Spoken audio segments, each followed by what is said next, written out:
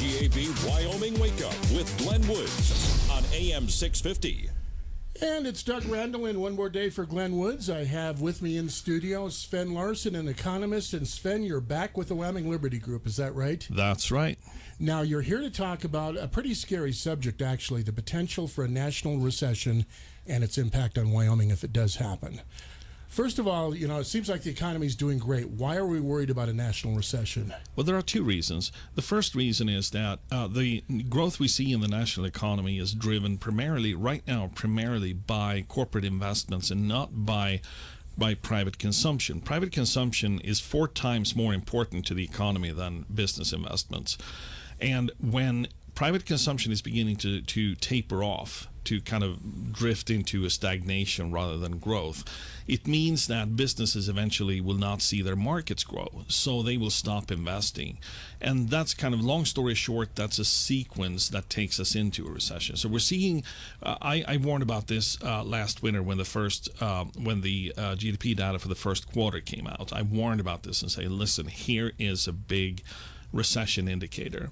The second reason is that we've barely even been able to break 3% growth, even though the economy is supposedly churning at full speed, which means that once it kind of slows down a little bit, we don't have much padding, so to speak, before the economy grinds to a halt or even starts shrinking. That said, we've seen some good growth in workforce earnings, but we also see signs with corporate profits that are beginning to decline again, and that kind of comes on the heels of what I just said about consumption and investment. So nationally, we're seeing more and more indicators that a recession may very well be coming later this year. You say later this year. How severe would it be? I don't think that it will be. If Congress can do the right thing, which is like asking to see a unicorn, but if all other things equal, it is not going to be a bad recession. It's not going to be like the Great Recession we had 10 years ago. This is going to be more of a regular one, like we had the Millennium Recession or the one in the early 90s. Mm-hmm. That's what I think we're looking at. And for those with short memories or who don't really understand economics, what would that entail? It would mean that you had about 12 to 18 months of rising unemployment. Then you would see a peak in that. We would not go into double digits unemployment. That I don't think. I think we'll be somewhere maybe around 7% unemployment for a while, for about 12, 18 months, 24 at the very worst.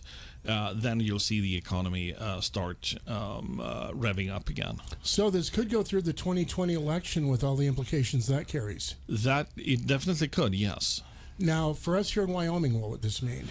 We are in worse shape. We have the second worst growing economy of all the states. We are only Delaware is doing worse than us.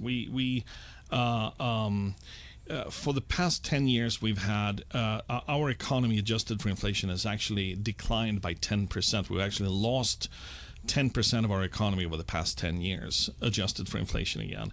We can't even break 1% growth right now. This means that if the national economy goes into a recession, we are looking at a shrinking economy pretty darn soon, right on the threshold of that recession. We are already losing middle-class families. They're moving out. The people moving in are the ones with higher incomes who are coming here ostensibly because of our we don't have an income tax, we don't have a wealth tax, death tax, etc. So, which means that the people who move in with money to kind of add to our property and sales tax base, they can easily move out again. But once you lose middle-class families, they're not coming back. So we're already in a situation where we're bleeding workforce, mm-hmm. because it's hard to find jobs to make a good living in Wyoming. Mm-hmm. The average private sector job here in Wyoming, outside of minerals, pays less than $37,000 a year. In an economy like that, when you go into a decline, when the economy starts declining, very soon you will see sharp rises in job losses. People will continue to move out, further erode our tax base. Entrepreneurs are going to go somewhere else. And the consequences when it comes to the 2020 legislative session are, I would say, could be potentially serious. I just did a study this week, and it's coming up on the Wyoming Liberty Group website, wyliberty.org, today, of the relationship between GDP growth and growth in tax revenue for state and local governments. Mm-hmm. If you look at the past 10 years, you see that when the economy is growing by, say, 1%, we get about a half a percent growth in tax revenue. But when the economy is shrinking by 1%, you get more than 1% loss in revenue. So tax revenue is very sensitive to a shrinking economy. Now let me circle back to your original question. What does it mean for Wyoming? Since GDP is not growing right now, we will go into a GDP that will shrink. It will decline. It would be smaller. And that means that tax revenue is rapidly going to erode. Mm-hmm. We have about $4 billion of tax revenue for state and local governments every year, including severance taxes we get back from the federal government. Mm-hmm. Say that GDP, the Wyoming GDP shrinks by 2%. A rough estimate, and I emphasize this is a rough estimate, would say that then we lose maybe 5% of our tax revenue as a result of that. Out of $4 billion, that's $200 million. You're looking at $150 to $200 million lost in tax revenue. That comes on top of the deficit we already have. And I think we're looking at a shortfall in education. I keep losing track of the numbers because they're so large and they fluctuate somewhat, but it's a big one for the next few years. I predicted already 3 years ago that we would, by 2020, be at $1 billion. Wow, that's bigger than the numbers I've heard, by the way. They floated those numbers back then. They've adjusted them a little bit because we saw a little bit of stabilization over 2018. But if I say $700 to $800 million in deficits, I mean, people talk about education. We're just talking about generally funding government. We're looking at the prospect of that deficit. I think $400 million for education is the range I've heard recently. Right. And I think let's take that as a number. Just to use that, I would use a higher number, but let's just use that number as an example. If we add to that $150 to $200 million, there alone you have a serious budget deficit. Now, if we go by the projections that I would use, we're already at $1 billion by 2020. That's huge for a state this size. Oh yeah, it's enormous. Absolutely. What can we do? Well, if we let this go on as it is without any spending reductions, any thoughtful, sustainable spending reductions, there is going to be panic, major panic. And when politicians go into panic over a budget, all bets are off. Anything can happen. We can look at a corporate income tax coming in. They have already for 3 years in a row tried to raise all sorts of taxes, even create new ones. If we have a panic-driven budget session in 2020, we could be looking at those tax increases coming back and more. Last time I did an estimate of one of the packages they had, I mean, we're looking at hundreds of millions of dollars in tax increases. And to do that in the midst of a recession when businesses are already laying off people, it is a recipe for disaster, Doug. I can't put it any other way.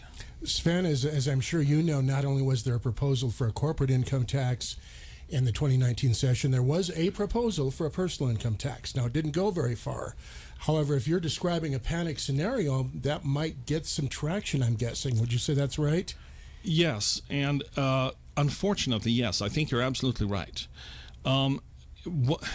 This is a perfect point in time for our legislators to make sure that doesn't happen.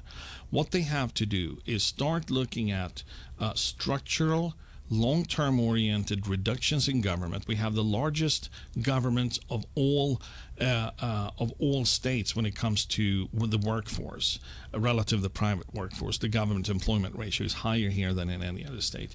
We have the second costliest state and local government combined of all states if you look at total revenue as share of private sector GDP, in other words, the tax base.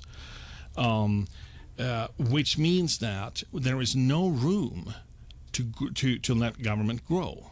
We have to go the other way. Sven, it looks like we have a caller on the line. Good morning, caller. You're on the air. Good morning, Doug. Good morning, Sven. This is Lisa. Hi, Lisa. Sven, have you talked to Austin about yesterday's meeting? Are you referring to the management committee meeting? Yes. I don't have any updates on that. I think you need to have an economics class for our government. I would love to. Senator Beitman, yesterday they were talking about, I forget which organization it was, but they control like the motor pool, health insurance, all sorts of stuff for the state.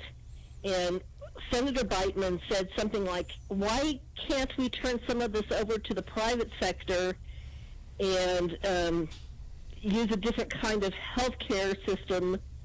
And they couldn't even comprehend doing that. Yeah, I'm glad you're bringing this up. This is a notorious problem, if I put it that way, is the mindset that we're looking at. And I'm not gonna take any swipes at any politicians, any members of our legislature. I just want to speak generally about the prevailing attitude in the legislature has been, my experiences has been that it is somehow easier for them to try to preserve government as it is than to try to make the necessary adjustments because taxpayers are already tapped out. I think it's important to keep in mind there's been this chart floating around where the Economic Analysis Division says we're only paying for 11-12% of our government.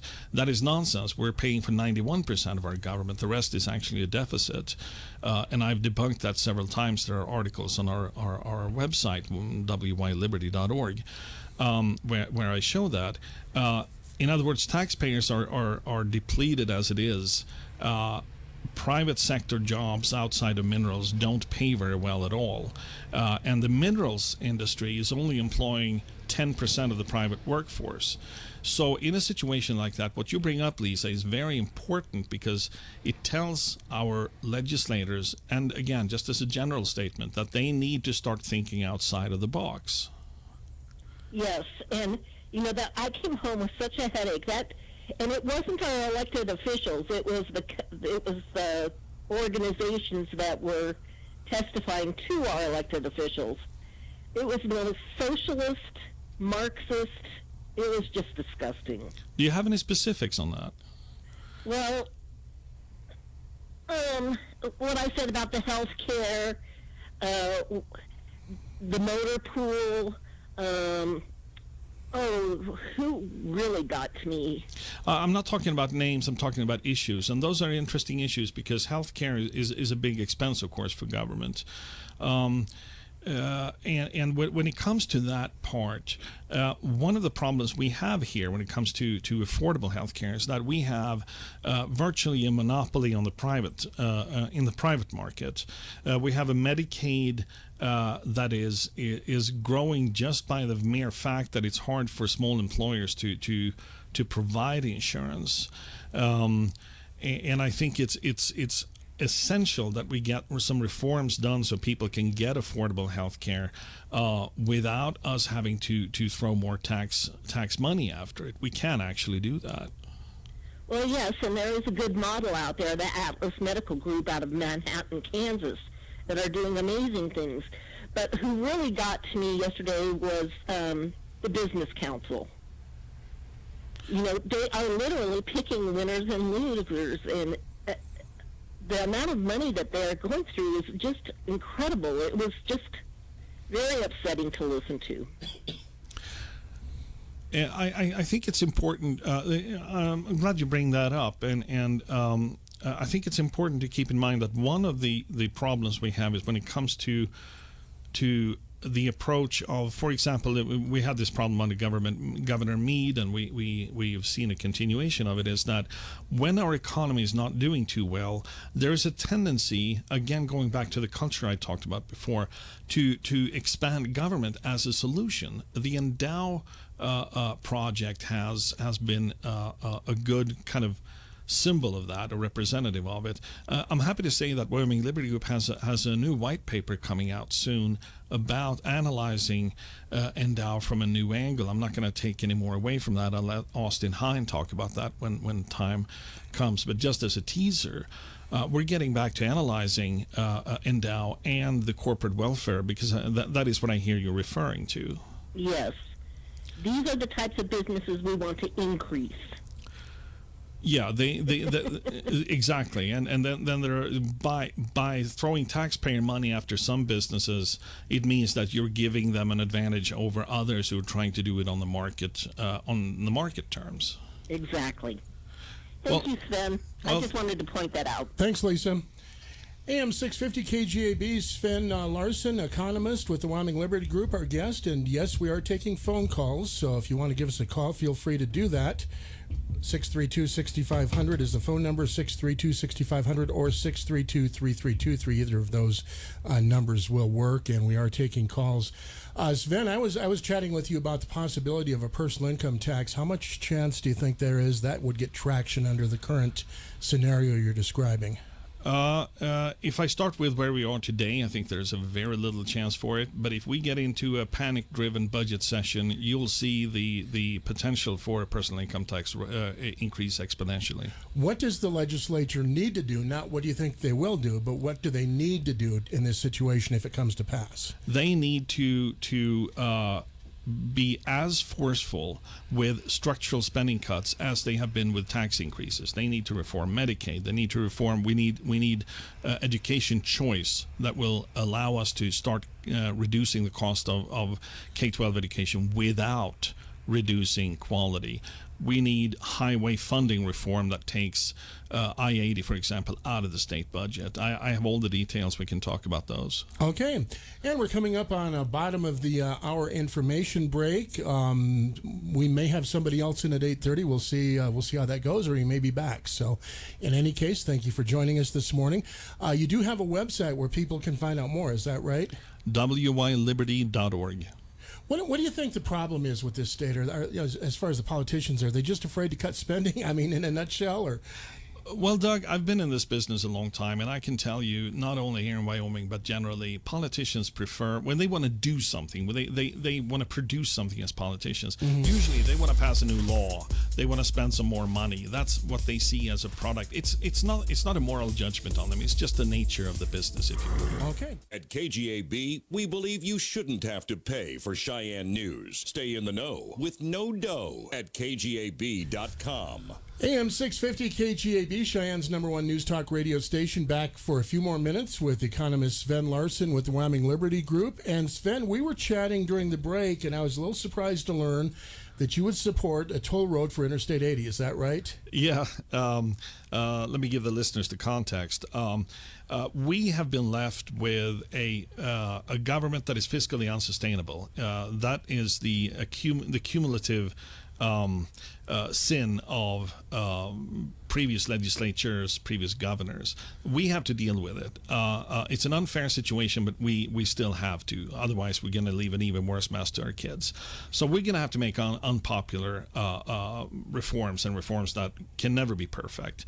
But tax increases are always worse for the economy. So I have a list of reforms that I'm suggesting. One of them is to get our especially our interstates out of the state budget. And there are two parts to that. I would like to see us move away from a gasoline tax to a car registration tax. The reason is that the gasoline tax is losing its relevance because cars are getting more fuel efficient, and also because it's actually a regressive tax. Low-income families get hit pretty hard by that. They have to drive long distances to work. They have no option. A registration tax is usually better because you tend to buy a car that is proportionate to your income, so it's less of a regressive nature in that tax. The other part is, and this is something that a lot of people don't like. I would like to see us put a toll on the I-80, get that funded entirely separately, so we can get that out of. So that'd be an enterprise fund then? Some sort of. Let me take New York as an example. They have the New York State Thruway Authority. They get funded entirely by the toll revenue from the New York State Thruway, and that is the money they use for capital constructions and for maintenance. And last time, just over a year ago, when I drove the Thruway, it was actually pretty good. All the toll roads that I drive out east, I go out into to the East Coast regularly. The toll roads tend to be better than the ones that are not tolled. I would like us not to have to do that, but it's an option I think we should seriously talk about. Now, just in general, sort of getting towards wrapping up here, because you do have to leave us here in a few minutes. You said we're looking at a potential $1 billion budget deficit, but we don't necessarily have to raise taxes by $1 billion. If we raise taxes by $1 billion, we might as well turn off the lights and move out of here, because this economy is going to go absolutely belly up. So do we need some serious and tough spending cuts, or what do we need? We need spending cuts that none of them almost will go into effect immediately, but if we start working on them, we can use the money we have in the bank as a padding. But first we need transparency and efficiency reforms that will give us a down payment, if you will. Give us a little bit more time to execute all the spending, structural spending reforms we need, and to get them done. But we need to put the plan together now so we can get started on it. So would that be a combination of tax increases and spending cuts? No tax increases. No, this economy cannot afford that. It's all spending cuts. We're looking at Medicaid reform, get the federal government out of it, repatriate it. You have a Medicaid program that we run ourselves. I have an article on our website, wyliberty.org, about that. We need the highway funding reform that I talked about. We need to have education choice in K-12 so we can get the costs down. We need to have welfare reform, criminal justice reform. If we take one step at a time, reform one major spending program at a time, eventually in 5, 6, 8 years, we will have a much smaller government. Okay, it looks like we have a caller on the line. Good morning, caller. You're on the air. Hey, there's one thing I agree with this fella, is we do need that toll road on I-80. I drive it a lot. I see all that traffic coming across Wyoming. If they'd all just pay $1 each, I mean, that would be a big help. And all these people who support the truckers, I support them too, but hey, we need that toll road. And if they say, well, we'll just go around, they won't. That's the best road for going across the United States. So I agree with him. Thanks for the call. Appreciate it. Sven, I have heard the arguments that, hey, they just won't drive Interstate 80 through Wyoming if we impose a toll. What do you think about that? I did the numbers on that a few years ago. If we had the same tolling system as they have on the Pennsylvania Turnpike, looking at the distances, the extra distance going around, fuel consumption and all that, the Pennsylvania Turnpike would still be a model for us. I'm not saying we have to go that high. Okay, looks like we have another caller. Good morning, caller. You're on the air. Hello, you're on the air. Hello. Yes, you're on the air. Yes, just a quick comment. I've talked about this for some time. It wouldn't be popular, but how about number one, have a tuition for all school students in public school? And number two, if that isn't the answer, how about just eliminating public schools entirely and have all private institutions? That's it. Thanks. Now, I think I can answer this, and Sven, correct me if I'm wrong, but I believe our Constitution in Wyoming